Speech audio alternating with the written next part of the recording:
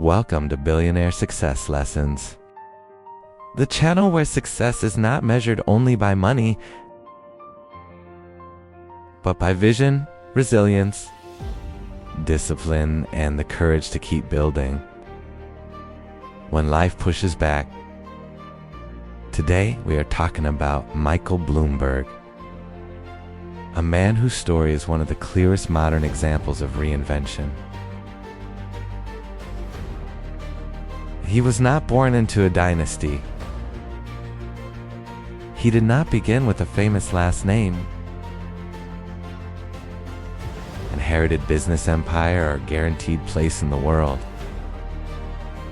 He was born on February 14th, 1942, grew up in a middle-class family in Medford, Massachusetts, studied at Johns Hopkins University, later earned an MBA from Harvard Business School, and then stepped into Wall Street with no promise that the future would remember his name. That beginning matters because when people look at Michael Bloomberg today, they often see the billionaire founder, the creator of a global information company, the three-term mayor of New York City, and one of the biggest philanthropists in the world. But the deeper power of his story is not in the titles. It is in the pattern. Again and again, he entered a new chapter without guarantees, trusted his ability to learn, and built something valuable out of uncertainty. His life reminds us that success is not always about following a perfect plan. Sometimes it is about moving forward with discipline, intelligence, and courage when the path is still unfinished. Before Michael Bloomberg became a business titan, he was simply a young man trying to get traction. He believed deeply in hard work, paid his way forward step by step, and entered the workforce without some master blueprint for greatness. He chose Salomon Brothers over Goldman Sachs, started in an entry-level role, and discovered that Wall Street rewarded speed, intelligence, and stamina. This was not glamorous at first. It was demanding, it was competitive, and it was the kind of environment that reveals whether a person can take pressure and turn it into momentum. Bloomberg rose through the ranks, eventually running information technology systems for the firm. That detail is more important than it may sound. He was not just learning markets. He was learning infrastructure. He was studying how information moves, how decisions are made, and where inefficiency hides inside powerful institutions. Many people work inside companies for years without truly seeing them. Michael Bloomberg was different. He saw patterns. He saw needs. He saw the gap between what existed and what could exist. That is often where entrepreneurship begins.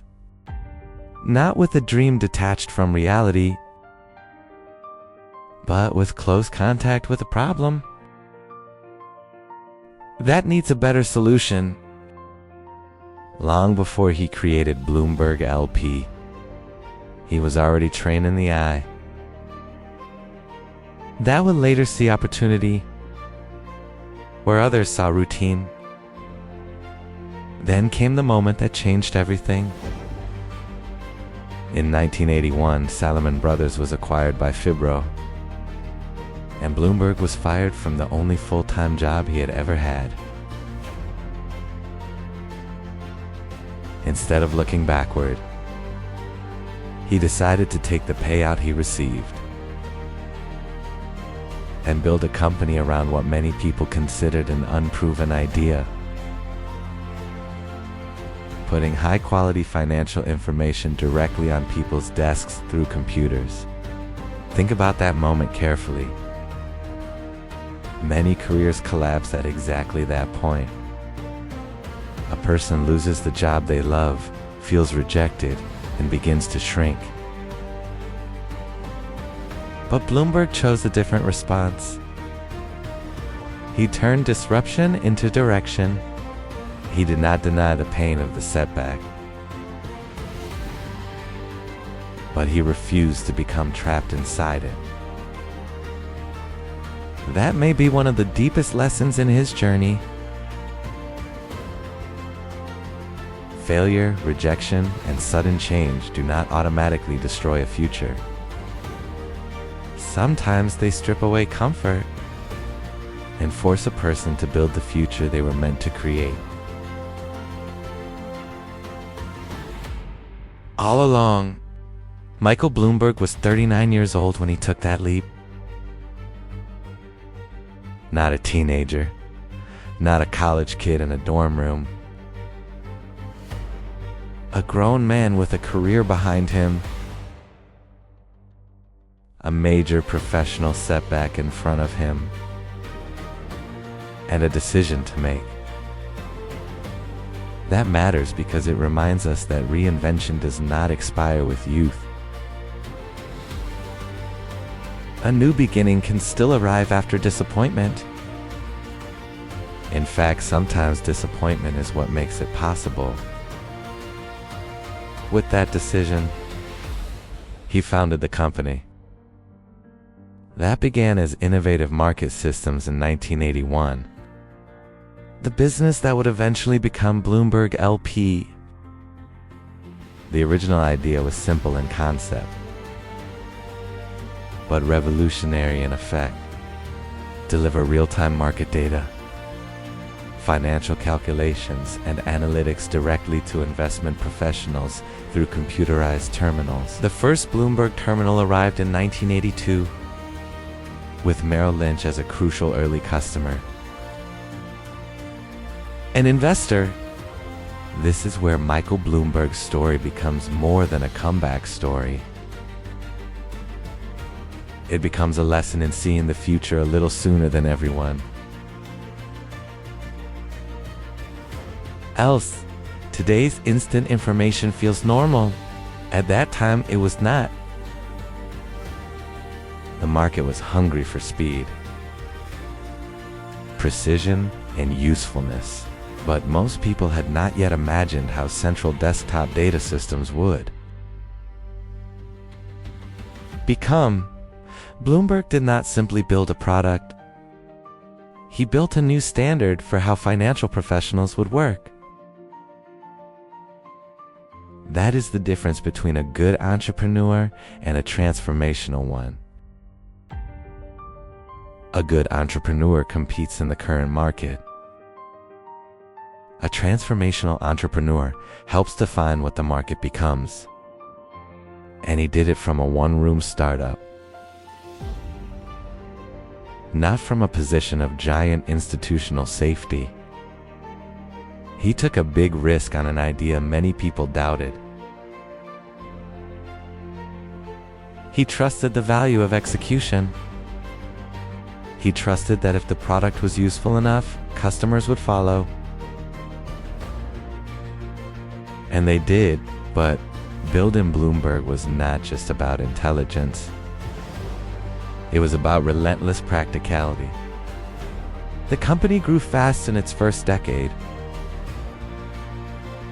and eventually reached thousands of customers. Bloomberg's system succeeded because it was not innovation for the sake of buzz. It solved a real problem. It gave traders, analysts, and financial institutions something they desperately wanted: trustworthy information, deep analytics, and speed. In business, that combination is powerful. Michael Bloomberg understood that the world does not reward ideas simply because they are clever. It rewards ideas that become useful. And usefulness requires discipline. It requires listening. It requires paying attention to what customers actually need instead of what a founder merely wants to sell. That is part of what makes his journey so meaningful. He did not build success from charisma alone. He built it from utility. He did not become powerful by making noise. He became powerful by making professionals more effective. Over time, that core advantage expanded. Bloomberg News launched in 1990. The company moved beyond data terminals into journalism, media, software, and a global information network. What began as a solution to one financial problem grew into a much larger ecosystem. That is one of the marks of lasting builders. They do not just create a product. They create a platform capable of widening into a system. And yet, one of the most fascinating things about Michael Bloomberg is that after building a highly successful company, he did not stop there. He moved into public service. He became mayor of New York City in 2002. Just months after the attacks of September 11th, at a time when the city was wounded, anxious, and facing major economic and cultural challenges. This shift reveals something essential about his character. He was not content only to win in one arena. He was willing to take his management skills into a place where success would be harder, criticism would be louder, and the stakes would affect millions of lives. Business is difficult. Governing a city like New York after 9/11 is a different kind of difficulty altogether. There are no perfectly clean spreadsheets for public emotion, civic fear, urban inequality, public health, crime, and recovery. There are only decisions, trade-offs, and consequences. Bloomberg chose to step into that complexity. And whether one agrees with every policy or not,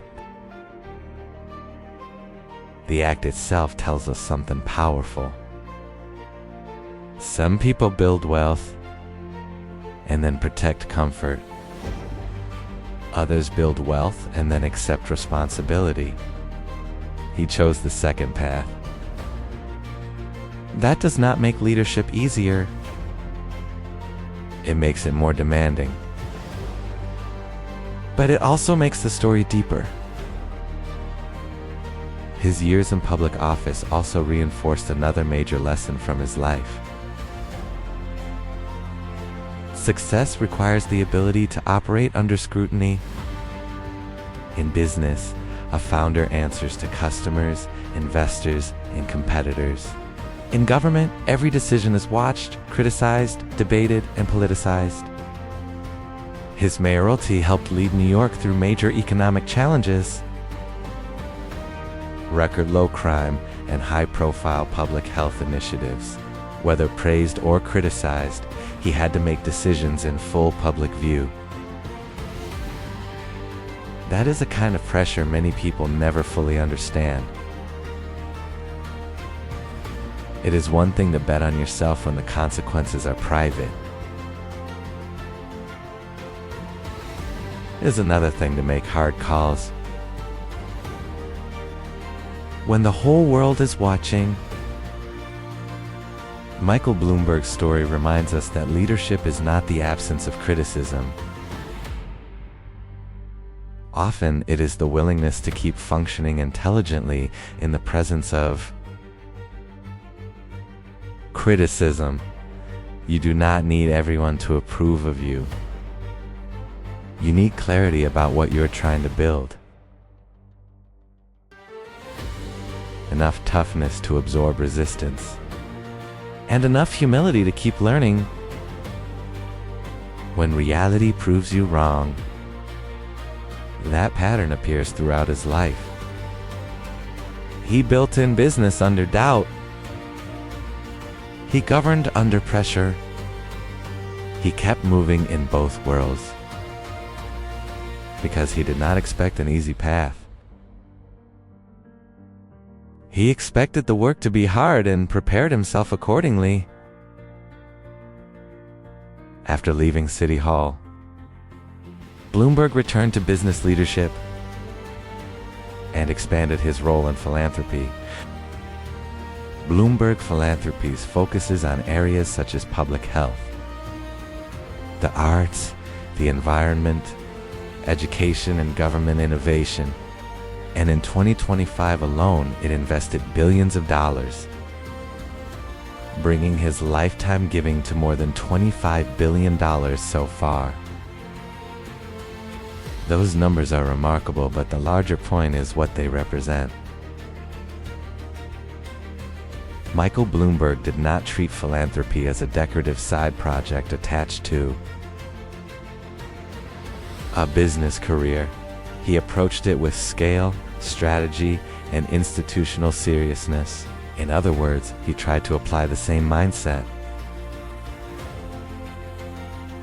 That built a company to the challenge of solving public problems. Again, whether one agrees with every priority or initiative is not the main lesson. Here, the lesson is that he kept widening the definition of what his life was for. First, he solved a business information problem. Then, he took on city leadership. Then, he directed enormous resources toward global and civic challenges. A life like that suggests that success matures when it turns outward. At first, ambition often asks, "What can I build?" Later, wisdom begins asking, "What can I improve?" And maybe that is why his story carries so much weight. It is not only about rising. It is about using height responsibly once you get there.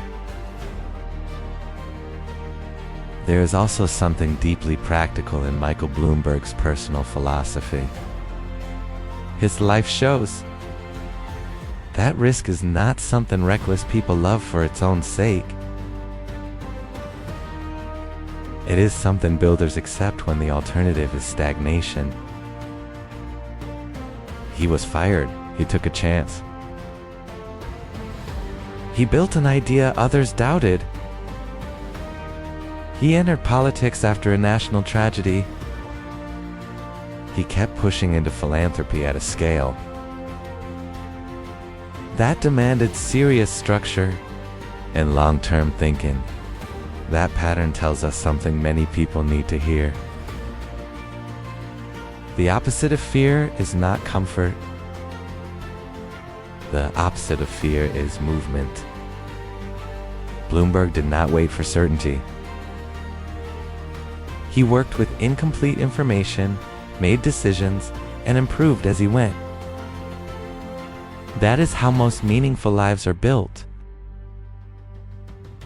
Not by solving every unknown in advance, but by learning fast enough, thinking clearly enough, and enduring long enough that the unknown becomes navigable. Too many people imagine that successful individuals always felt confident before they acted. Often the truth is simpler and more useful. They acted before perfect certainty arrived because they trusted discipline more than emotion. Michael Bloomberg's life is a powerful example of that. What makes this even more meaningful is that his story bridges three worlds, and that many people keep separate: business, government, and philanthropy. Most people become fluent in one. Michael Bloomberg became consequential in all three. That does not happen by accident. It happens because certain qualities travel well across domains: clarity, data-driven thinking, comfort with complexity, and the ability to build systems that outlast one moment. In business, he built a platform. In government, he led a city through difficult years. In philanthropy, he created organized ways to push large-scale change. That breadth should not intimidate us. It should instruct us. Because beneath the scale, the core habits are understandable. Work hard, learn deeply, solve real problems, stay useful. Accept that criticism comes with responsibility. Keep asking what the next chapter of your life can contribute. Those are not magical principles. They are human ones. And that is why his story belongs here on Billionaire Success Lessons. It reminds us that extraordinary lives are often made from repeated ordinary disciplines applied without quitting. The headlines look huge. The underlying habits are often simple: focus, resilience, reinvention, and long-term commitment. So what is the deepest lesson in the story of Michael Bloomberg? It is not simply that he became rich. Wealth is the visible result, but it is not the deepest meaning. The deeper lesson is that being fired can become a beginning.